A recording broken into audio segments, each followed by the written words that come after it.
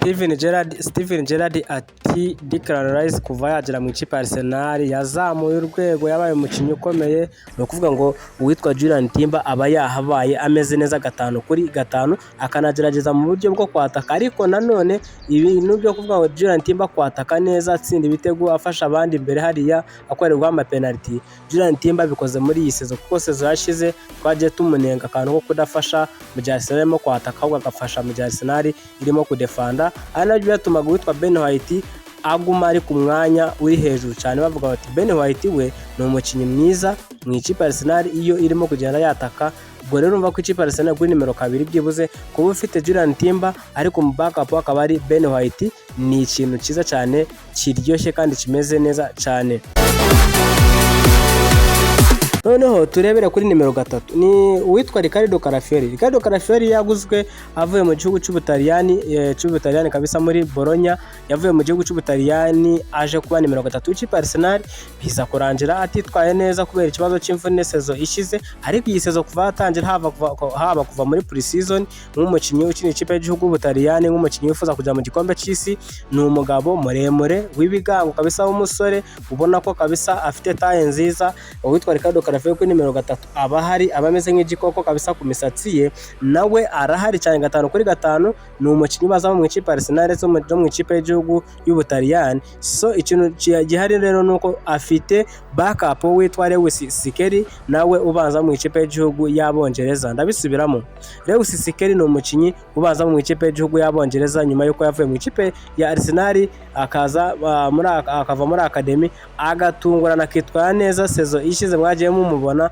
aho yagiye afasha ikipe ya Arsenal mu bintu bigiye bitandukanye. So byatumye ikipe ya Arsenal izamura Lewis Skelly, imugira umukinnyi mwiza kubera ikibazo cy'imvune cy'abakinnyi ba Riccardo Calafiori, ba Alexander Zinchenko, bazanamo Lewis Skelly, aba umukinnyi mwiza, aba umukinnyi ukomeye, bituma aba umukinnyi ubanzamo. Twese twagiye gutangira iyi sezo tuzi ko Lewis Skelly ari we mukinnyi ubanzamo, Calafiori akaba umukinnyi usibura, ariko uyu munsi Calafiori amaze kuba yakuba inshuro zirenze 2 arusha uwitwa Lewis Skelly, akaba ariyo bituma Calafiori aba ari we mukinnyi ubanza mu ikipe ya Arsenal, ara kuri left iruhande rw'ibumoso kuri nimero 3. Ni umukinnyi w'ikipe ya Arsenal akina hagati, akina ku ruhande rw'ibumoso, ariko iyi kipe ya Arsenal ifite umupira arimo kugenda isatira igana izamu rya adversaire. Riccardo Calafiori uzamusanga hagati mu kibuga ahagaze neza hariya Declan Rice aba ahagaze, kuko iyi kipe ya Arsenal ifite umupira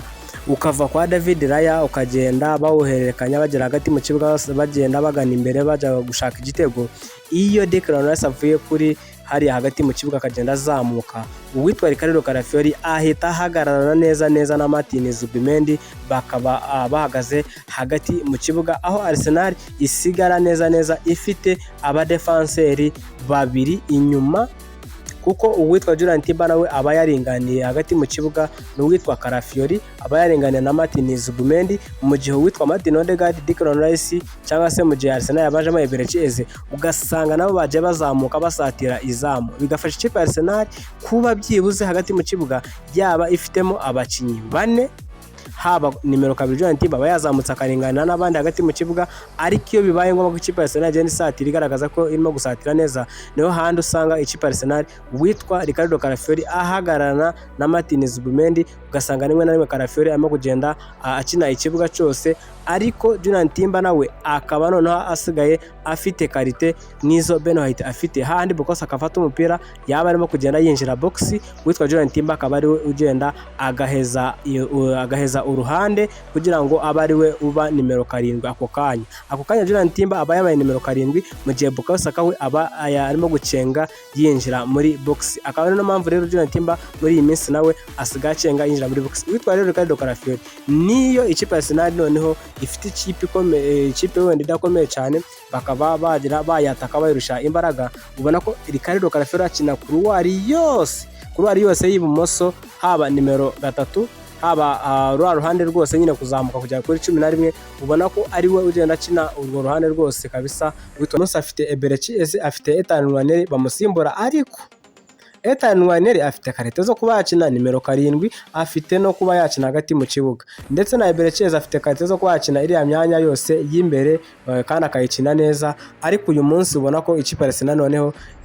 ibaye ikipe ikomeye mu gihe cy'imyaka 5. Bavuga yuko uyu mwaka ari wo mwaka wo kuba batwara igikombe, sinzi ngo ni Champions League cyangwa se Premier League cyangwa se babitwara byombi, ariko igikombe cyitwa Premier League, Champions League nico gikombe bifuza cyane kurusha ibindi byose, kuko FA Cup ndetse na Carabao Cup Arteta arazitwara akigera mu kipe ya Arsenal.